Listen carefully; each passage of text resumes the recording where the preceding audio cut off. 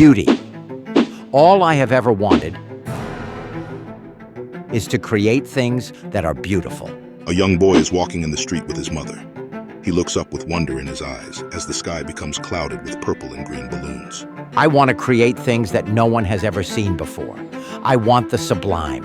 So you're an artist? Now, that would just be pretentious. I have always considered myself more of an entertainer, really. But then again, who am I to say? Maybe I am an artist. The balloons explode, filling the streets with a green gas, killing the civilians.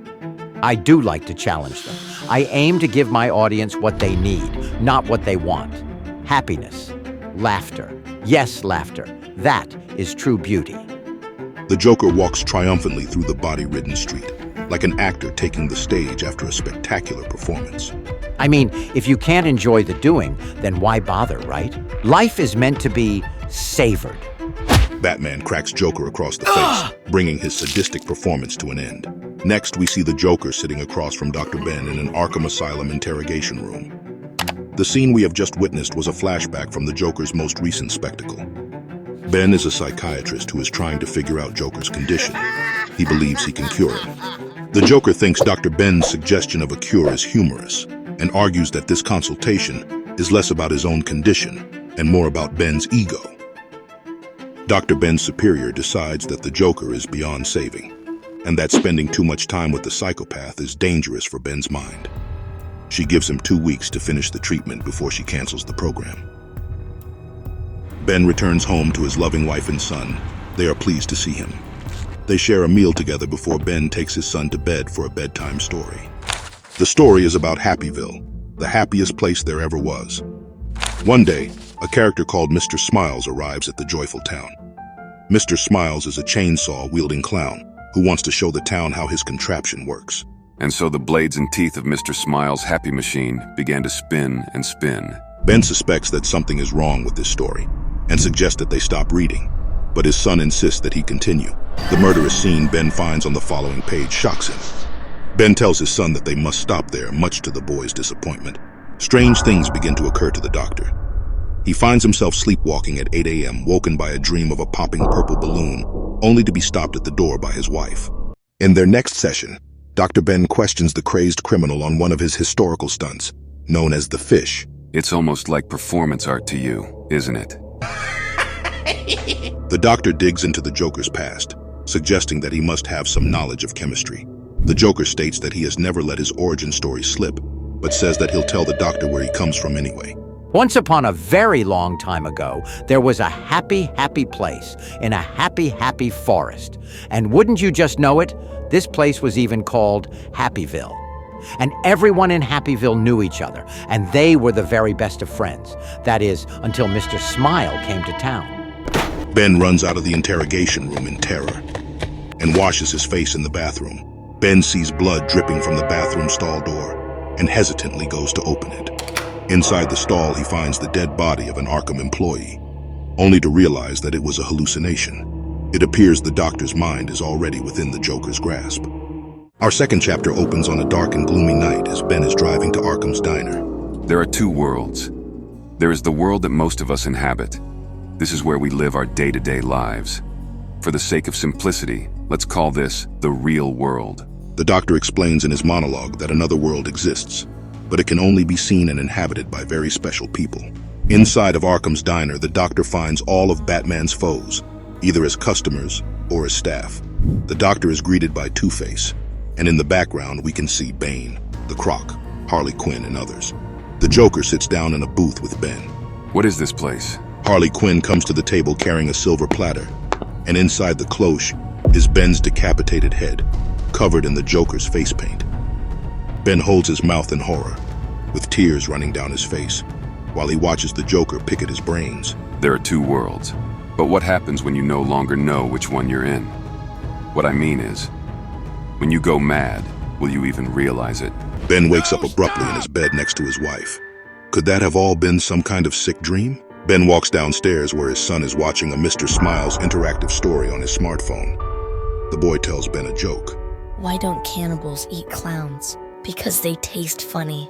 Ben questions his son on the origin of the joke, and his son says that he heard it at school. Ben is shocked when his son starts walking down the stairs to the basement where his office is. He stops the boy. Ben tells his son that he must never ever go down there. There are things in his office that he does not want his son to see. Next, we see Ben arriving at Arkham Asylum for work. There are two worlds, and this place sits at the borderline between them. The doctor sits down with the Joker again and questions him further on his history, but the Joker shows no interest in sharing his backstory. The Joker is amused when Ben asks about his fears. The doctor's frustrations with his patient begin to simmer. Don't you want to get better? Get better? You don't really think I'm the sick one, do you? Look around. Look where you are. The doctor tries to flip the script and catch the Joker off guard. Let's try something else. How about the first time you met him? Him? Why, whomever do you speak of, dear Benjamin? You know who. Oh, you mean him? Well, don't tell Harley, but he truly is my soulmate. But that's boring. Let's talk about your soulmate, Ben. Why don't you tell me something? I would love to hear about your first time with Anna. The doctor's temper is now boiling over. What? How did you... Maybe we should talk about little Simon instead? The doctor loses all control. How did he know their names? Ben's superior reprimands him and escorts him out of the interrogation room for breaking the most crucial rule: no physical contact with the prisoners. Ben apologizes for his lapse of composure and gets emotional. He says that if he had more than 3 weeks to work on his patients, perhaps then he would be able to make a breakthrough. But right now, progress appears hopeless. Ben returns home for dinner with his family, but his mind is playing horrific tricks on him again. His wife tries to calm him down and suggests that he lie down while she cleans up. But instead, Ben descends into his forbidden office. With each step down into the basement, Ben's psyche unravels a little further, with the Joker's taunts reverberating in his brain. How did he know their names? Ben snaps back into reality when his wife touches his forearm, and when she asks him where he's going, he storms out the house, saying that he needs to go to the city, leaving his son frightened and in tears on the sidewalk. Ben returns to Arkham and goes to wake up the Joker in his cell. He questions the Joker on how he came to learn the names of his wife and son. Ben is starting to lose his temper. Shut up. I've been treating you for 3 weeks. 3 weeks, and in that time I know I never told you the names of my family. Benji, dear, you have been treating me for 3 years. No! Oh, yes. And you know it's true, too. I know you do. Deep down.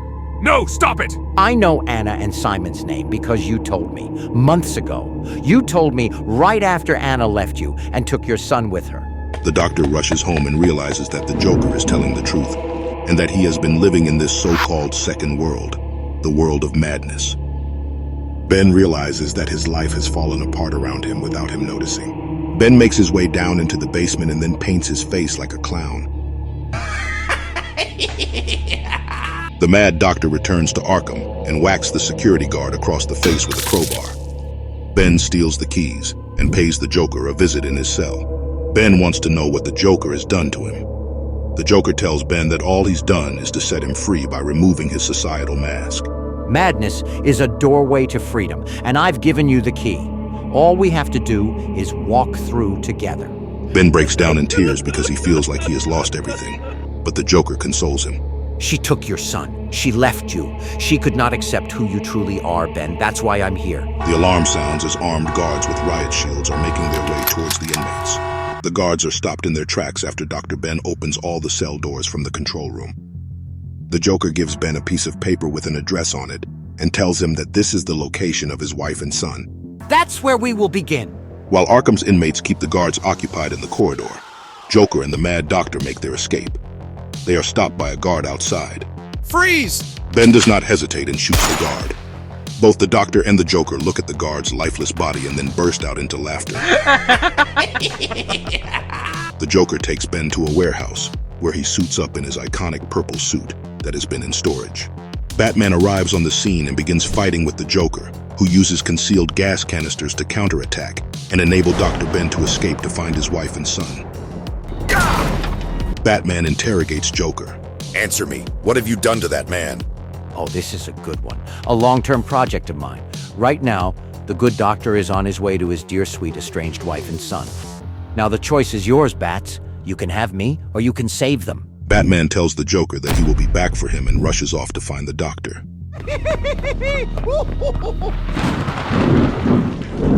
The doctor uses the exterior stairwell to break into the apartment where his wife and son are residing. Anna sees him in the lounge, but she is not sure if it is him due to his clown mask. Ben? Ben pushes Anna against the wall and raises the gun to her head. Simon walks into the room, witnessing his father pointing a gun at his mother. Daddy? Seeing his son's face triggers something inside of him. I failed, I fell, I lost. But I won't let him win. I won't let him poison everything. Simon approaches his father, and they share a hug. In the background, we can see Batman has arrived to take the doctor in. We flash forward to see Ben in a therapy session with Dr. Hutchins. She commends him on his progress and says that despite his situation, the Joker didn't win because he was not able to fully corrupt Ben. Ben thanks Dr. Hutchins for not leaving him alone in the asylum and asks what they will do now that the Joker is out in the open, spreading his evil like a disease. Dr. Hutchins responds, We wait for the darkness to pass. That's all for this dark tale. Check out our other Batman videos on your screen. And help us out by hitting the like button and subscribing to the channel. We'll see you next time. Take care.